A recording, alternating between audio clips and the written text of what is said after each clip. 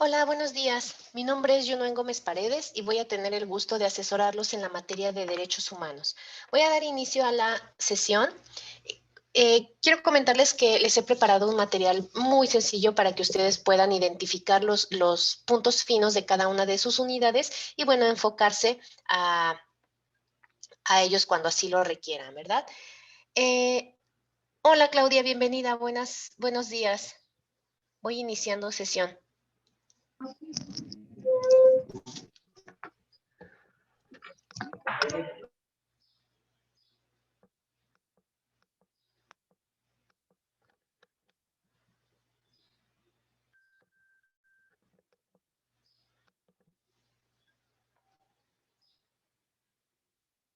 Ok, voy a continuar con lo que estaba comentando hace un momentito. Les decía que he preparado un material muy sencillo respecto a lo que vamos a estar trabajando en el transcurso de esta materia de derechos humanos. Mi nombre es Yunuen Gómez Paredes y tendré el gusto de asesorarte en esta materia, ¿ok? Bueno, vamos a empezar con este pequeño cuadro que preparé aquí con esta línea del tiempo para hablar un poquito de los antecedentes de los derechos humanos. Y bien, esto viene o proviene desde la Edad Antigua, cuyos principales antecedentes son el Código de Hammurabi, el Código de Solón, el Decálogo, perdón, o los 10 mandamientos. La ley de las 12 tablas y el Corpus Juris Civilis. Recordemos que en la Edad Antigua era muy, vamos a llamarlo con este término, ¿no? Muy sádico el hecho de poder regular de cierto modo las cuestiones de derecho, ¿no? Las cuestiones de cómo se sancionaban los delitos que llegaban a cometer algunas personas. Por ejemplo, aquí también este antecedente tenemos el ojo por ojo, diente por diente, ¿no? El hecho también desde las 12 tablas o desde...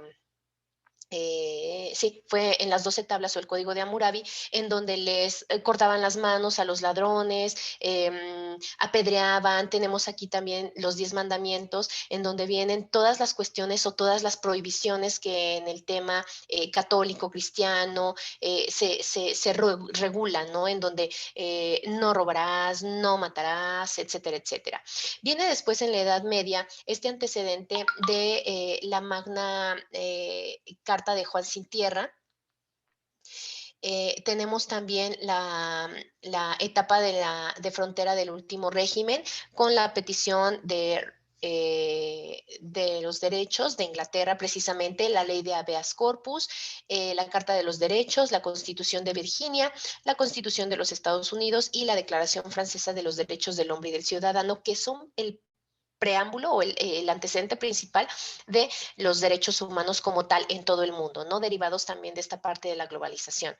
Y la formulación de las modernas declaraciones como la Declaración Americana de los Derechos y Deberes del Hombre, la Declaración Universal de los Derechos Humanos, la Carta Europea de Derechos Humanos y la Convención Americana sobre Derechos Humanos.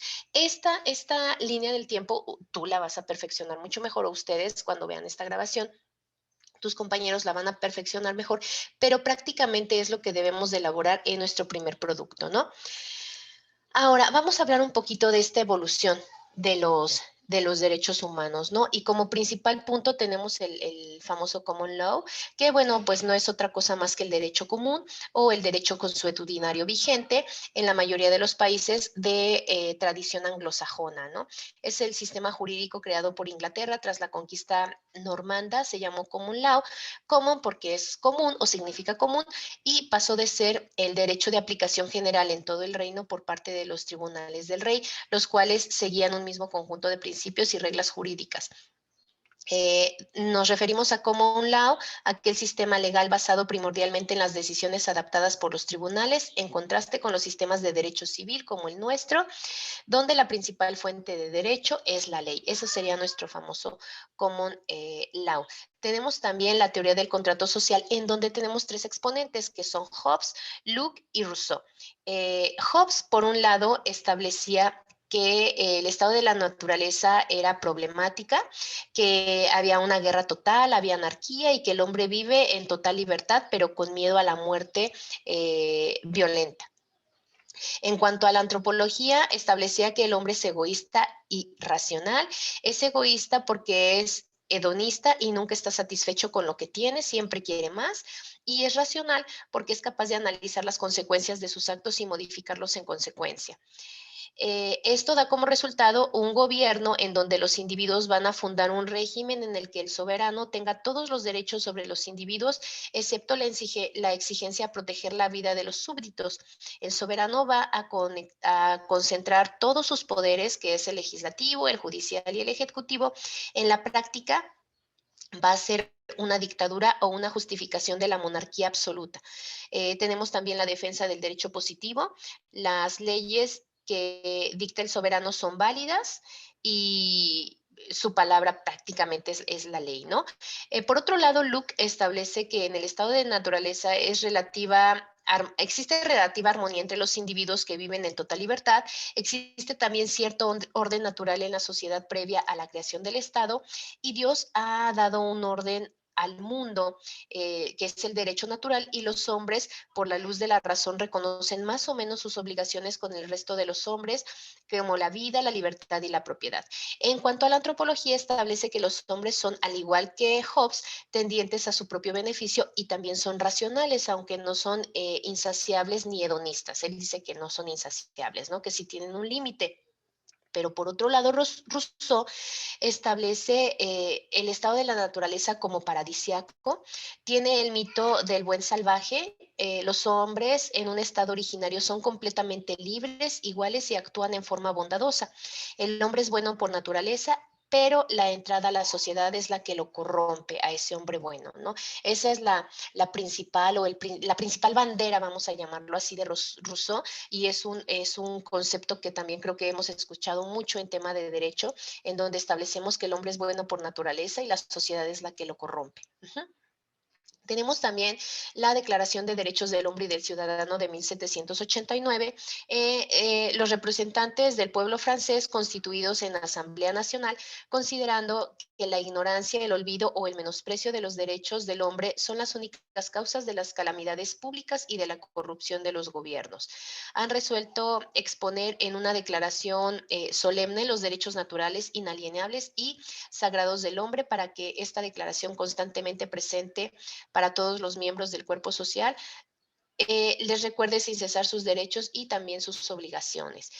Por otro lado, la Declaración de los Derechos del Hombre del 48 eh, tiene ya una adecuación o una mejoría al antecedente del 1789. Ya están más claros prácticamente los derechos que nosotros tenemos considerados dentro de los primeros 29 artículos de nuestra Constitución, pero ya tienen o van tomando forma, por así decirlo. Y bueno, luego vienen los antecedentes de la Constitución del 24, del 57 y del 17, que como te comentaba, pues ya vienen a la adecuación y a la mejora de los derechos humanos que estamos manejando y aplicando ya hoy en día. No profundizo en estas tres porque, bueno, ahorita vamos a hacer el comentario más adelante sobre precisamente estos artículos, que son estos que tengo aquí, ¿no? Los derechos humanos aquí en nuestro país se encuentran regulados, podríamos decirlo así, dentro de nuestra Constitución. Esta Constitución del 17 es la que va a abrir un panorama extenso de estos derechos de los ciudadanos. Y te comentaba yo que los primeros 29 artículos de la Constitución son específicamente de los derechos humanos, pero ojo, no son exclusivos, ¿eh? Hay más artículos y ahorita los vamos a comentar. Dentro de los antecedentes precisamente de la Constitución del 24 y del 57, eh, estaban clasificados o estaban divididos como garantías individuales. Incluso nosotros los conocíamos como tal. Hoy en día ya se han regulado y también gracias a toda esta parte del antecedente que te comentaba de la línea del tiempo, de cómo han evolucionado estos derechos humanos y sobre todo de cómo ha crecido esta globalización a nivel mundial, pues bueno, es necesario la aplicación y la homologación de los derechos humanos en todo el mundo, de tal suerte que todas las constituciones de todos los países, de todos los estados, pues bueno, cuentan con este apartado específico que contiene los derechos humanos. Aquí en México son las garantías individuales y los derechos humanos, ¿vale? Entonces están contemplados de manera conjunta, por así decirlo. Y ahorita vamos a ver una diferencia o la diferencia entre lo que son mis garantías individuales y lo que son los derechos humanos para que nos quede más clara esta parte. Mira, por ejemplo, se encuentran contenidos, te decía, estos derechos humanos en los 29 primeros artículos. El artículo primero establece que dentro de los Estados Unidos mexicanos todas las personas van a gozar de los derechos humanos reconocidos en la Constitución y en los tratados internacionales que no deben de ir contrarios a lo que establece la propia Constitución, ¿no? Así como de las garantías para su protección, cuyo ejercicio no podrá restringirse ni suspenderse salvo en los casos y bajo las condiciones que la Constitución establezca. El artículo segundo establece los derechos de los pueblos indígenas, por ejemplo. El tercero, que todo individuo tiene derecho a recibir la educación, ya sea y que sea obviamente laica, gratuita y de calidad. El artículo cuarto, la equidad de los hombres y las mujeres ante la ley, así como las garantías y los derechos de todo ser humano por usar su protección y satisfacer sus necesidades de alimentación, de techo, de seguridad, el Estado en su deber protegerlos y de proporcionar todos estos servicios que te estoy comentando. El artículo quinto, pues es la libre elección a una profesión. El artículo sexto, el derecho a las manifestaciones de ideas sin que haya coacción por parte del Estado sobre su persona, siempre y cuando se actúe conforme a derecho. Los ciudadanos tienen derecho a la información. El séptimo es la libertad de escrito sobre cualquier materia sin censura por parte de la autoridad. El octavo, el derecho de petición. El noveno, el derecho de asociación. El artículo 11, el derecho al libre tránsito de los ciudadanos dentro del territorio nacional. El artículo 16, que nadie puede ser molestado en su persona, familia, trabajo, domicilio, papeles y posesiones, perdón, así como el derecho a la protección de sus datos personales, al acceso, rectificación y cancelación de los mismos. El artículo 24 de que todo hombre es libre de profesar la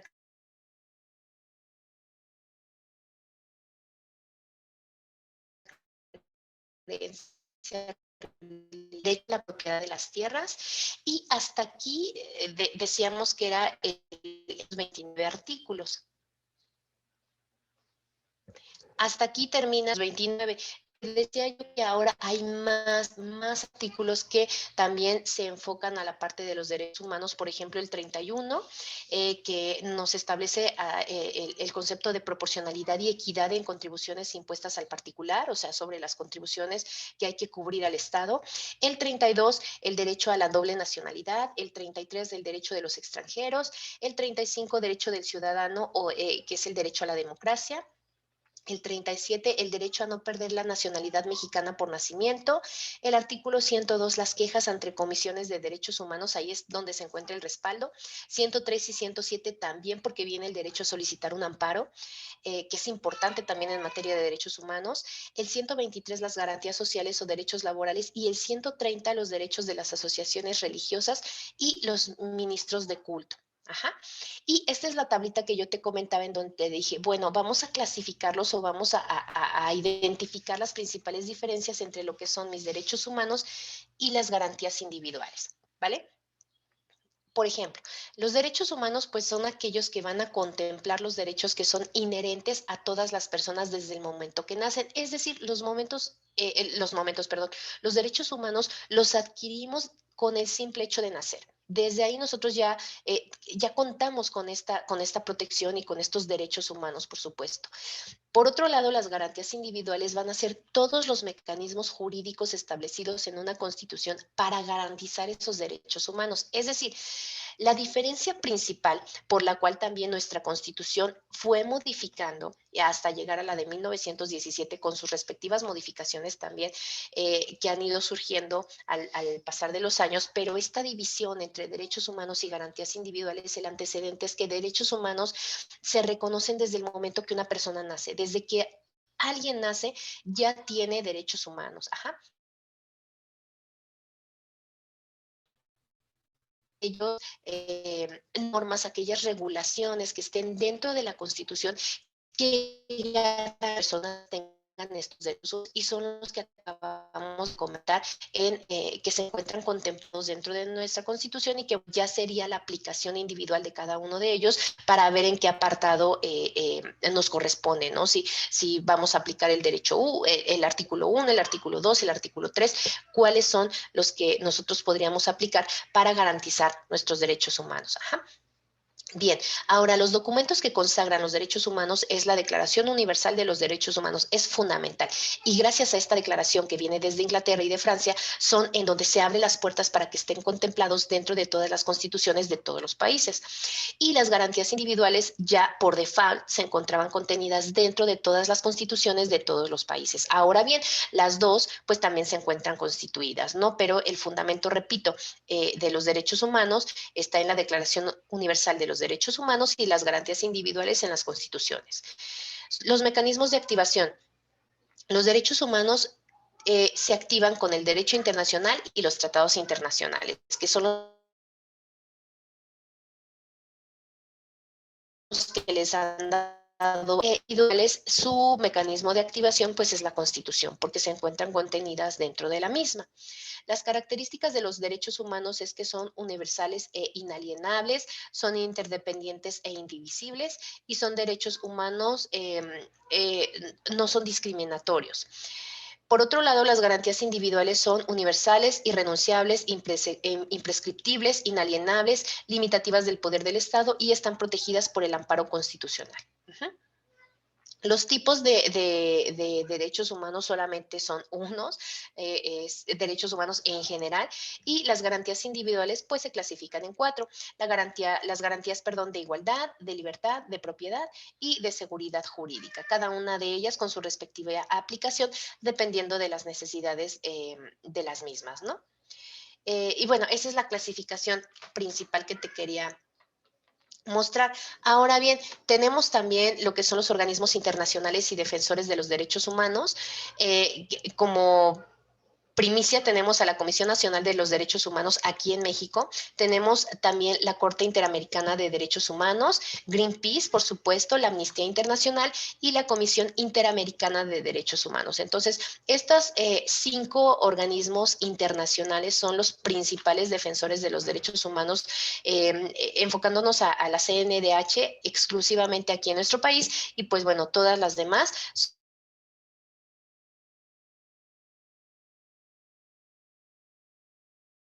son de manera internacional. Ahora,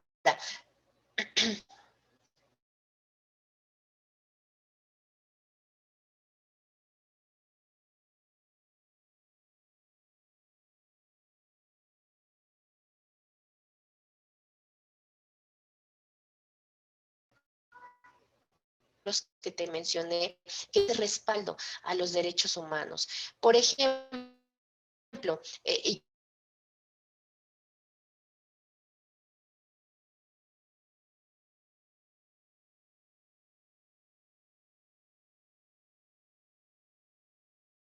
ya que empezamos a vincular, a acusarnos de alguna cuestión en donde nosotros podemos quedar en un momento de indefensión, bueno, pues contamos con el juicio y el fundamento se encuentra en el 103 y 107 constitucionales.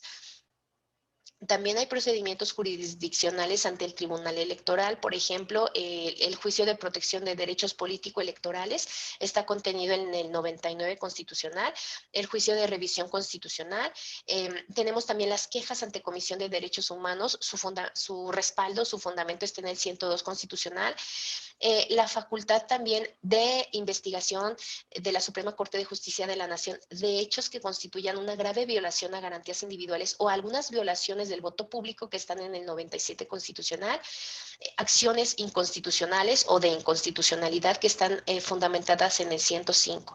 Entonces, estos conceptos y sobre todo estos artículos que son el 97, 99, 102, 103, 105 y 107 son los que nos dan o nos generan esa seguridad de protección constitucional para lo que son los derechos humanos. Y recordemos dentro de la jerarquía de las leyes que la primera, la ley suprema en nuestro país es la Constitución y todas las demás leyes emanan de ella. Entonces, si esa protección que buscamos de estos derechos humanos está contenida dentro de la Constitución, bueno, difícilmente se nos podrá hacer algo, ¿no? ¿Por qué? Porque, bueno, contamos con esta protección. Vamos a platicar un poquito acerca del Ombudsman y de los derechos humanos y la CNDH. ¿Qué es el Ombudsman? El Ombudsman va a ser el órgano encargado de recibir e investigar las quejas de los particulares contra la deficiente actuación o abuso de las autoridades. Aquí en nuestro país podemos decir que nuestro Ombudsman va a ser la CNDH, ¿no? ¿Por qué? Porque pues precisamente este órgano está encargado de recibir y de investigar todas las quejas de cualquier individuo, denominemos a particulares como cualquier persona, como tú, Claudia, como yo, en contra de cualquier actuación o cualquier abuso por parte de la autoridad, ¿no? Es la CNDH. La protección y defensa de los derechos humanos en México fue elevada a rango constitucional, fíjate, desde el 28 de enero de 1992. Ahí fue cuando se elevó a derechos humanos, a derechos humanos, con la publicación del decreto que adicionó el apartado B del artículo 102 de la Constitución Política de los Estados Unidos Mexicanos. Desde ahí tenemos este antecedente, ¿no? Además, de acuerdo con el 105, fracción segunda, inciso G de la Constitución, el presidente de la CNDH puede presentar acciones de inconstitucionalidad ante la Suprema Corte de Justicia de la Nación en un plazo más o menos de 30 días naturales posteriores a la publicación de la expedición, reforma o modificación de leyes de carácter federal, estatal y de... Bueno, ya quitamos ahí la parte del Distrito Federal, perdón, así como de tratados internacionales cuando se estime que vulneren derechos humanos y resulten incompatibles al texto constitucional o tratados internacionales suscritos por el Estado mexicano. Entonces, definitivamente CNDH tiene ya esa facultad que se ha elevado a rango constitucional y, por supuesto, pues podrá defender ante la Suprema Corte de Justicia de la Nación alguna anomalía o alguna cuestión en donde se estén viendo afectados los derechos humanos de cualquier persona, ¿no? Por parte, obviamente, de algún abuso de la autoridad. Ahora bien, tengo también la clasificación de los derechos humanos, nada más que aquí tengo este link, vamos a verlo en el link y para poderlo abordar de la mejor manera. Fue una liga, por eso te la estoy compartiendo, de hecho la dejo dentro del material, en donde viene la explicación de las 4 generaciones de los derechos humanos. Me pareció muy completa y bueno, quiero compartirla, por eso la seleccioné. Y bien, ¿cuáles son estas 4 generaciones de los derechos humanos? La primera generación es los derechos de libertad. Los derechos de libertad que vienen desde la habeas corpus de 1679 y la Declaración de Derechos de 1689, resultado de la Revolución Gloriosa de Inglaterra, las grandes declaraciones de Virginia de 1776 y la francesa del 89. Nosotros, o te estaba comentando dentro de la línea del tiempo, en el tercer apartado, ya hablábamos de esta declaración francesa, ¿no? Del 89, que también es como que el parteaguas a esta parte de los derechos humanos. Y bueno, obviamente se toma como la primera generación porque es el antecedente principal. Se concentran en el arranque de esta gran etapa en la evolución histórica de los derechos humanos. Los derechos sociales y políticos quedan incorporados en el orden jurídico. Eso sería la primera generación de los derechos humanos y recordemos, se le conoce como los derechos de libertad. Después vendría nuestra segunda generación. La segunda generación van a ser los derechos económicos, sociales y culturales. Estos se producen a lo largo del siglo XIX, desde las reuniones de la Internacional Socialista y los congresos sindicales. Las primeras incorporaciones de estos derechos al orden jurídico de un Estado corresponden al siglo XX y son incluidos en la Constitución del 17, bueno, en nuestra Constitución, perdón, del 17, en la Constitución rusa de 1918, en la Constitución de la República de Weimar de 1919 y en la Constitución de Uruguay de 1939. Ahí es en donde están pues prácticamente toda la parte de la incorporación de estos derechos al orden jurídico como tal, y ya vienen más clasificados o más detallados los derechos económicos, sociales y culturales, ¿no? Esa sería la clave de la segunda generación. En la tercera generación de estos derechos humanos, tenemos a los derechos de los pueblos. En 1945, después de la Segunda Guerra Mundial, 51 estados firman la Carta Fundacional de las Naciones Unidas. En el 45, entonces ahí viene ese derecho de los pueblos. A finales del 48, en París, las Naciones Unidas proclamaron la Declaración Universal de Derechos Humanos. En 1976, la Conferencia de Ángel, un grupo de países del mundo no desarrollados proclamaron la Declaración de los Derechos de los Pueblos. Y la cuarta generación son las famosas TICs. Con la revolución tecnológica a finales del siglo XX y a principios del siglo XXI, ha resultado una nueva generación de derechos humanos relacionados directamente a las nuevas tecnologías de la información y de la comunicación y su incidencia en la vida de las personas. Entonces, esta ya es nuestra cuarta generación, que son las TICs. Y bueno, a manera de resumen, pues estos derechos humanos son potestades inherentes a todos los seres humanos, sin distinción alguna de nacionalidad, de lugar de residencia, de sexo, de origen nacional o étnico, de color, religión, lengua o cualquier otra condición. Entonces, este es el material que te tengo, Claudia, para poder comentar de manera rápida lo que serían nuestros derechos humanos. Pero dentro de los productos, si mal no recuerdo, hay uno en donde particularmente considero que les ha ocasionado alguna confusión, que sería básicamente el crucigrama. Viene ahí elaborar un crucigrama. Si llegaras a tener alguna pregunta o alguna duda, por favor, me consultas, que creo que es el principal detalle. Mm, Muchas gracias, Claudia. Sí, este, bueno, te comentaba que ese es el principal detalle que yo he encontrado donde se llegan a confundir un poquito en lo que es el crucigrama. Está integrado por 5 preguntas horizontales, 5 verticales. Pero bueno, esa manera de resumen viene específicamente en el ombudsman, que sería esta unidad que estábamos comentando hace un momento, y vienen algunos conceptos de la CNDH, ¿dónde está? Aquí está. De la CNDH, de la dirección, en fin, entonces, si tienes alguna duda, por favor, con todo gusto me puedes preguntar y yo te apoyo.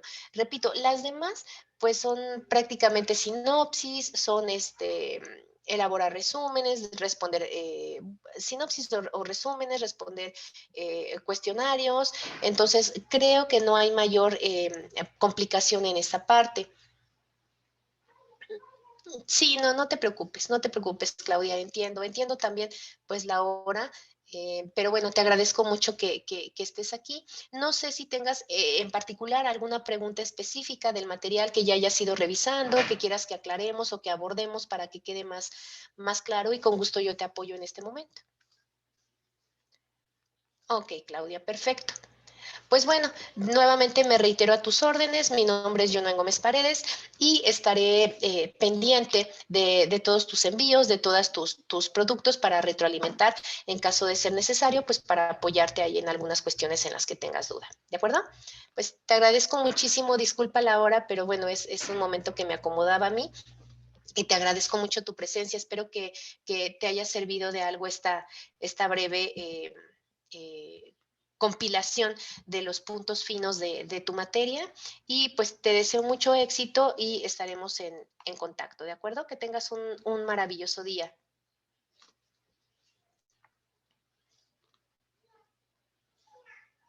Muchas gracias, Claudia. Excelente día. Hasta luego.